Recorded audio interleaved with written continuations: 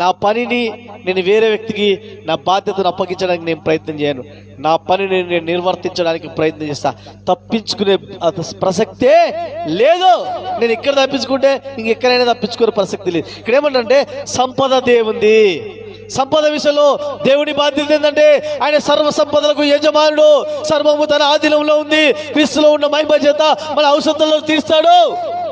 క్రీస్తులో ఉన్న మహిమ చేత మన అవసరాలన్నీ తీర్స్తాడు.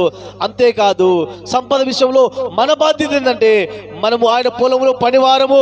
ఆయన మన పొలంలో పనివారం కాబట్టి మనం నమ్మకంగా పనిచేయాలి. మనం నమ్మకంగా పనిచేయడమే కాదు, మనం ఏ పని చేసినా దేవుని కోసం చేస్తున్నాం అనుకోవాలి. దేవుని కోసం చేస్తున్నాం అనుకోండి, తృప్తిగా మనస్ఫూర్తిగా పనిచేయాలి. ఆమేన్ ఆమేన్ చెప్దామా? ఎట్లా చేయాలి? ఏ పని చేస్తే నాకేమవుతుంది?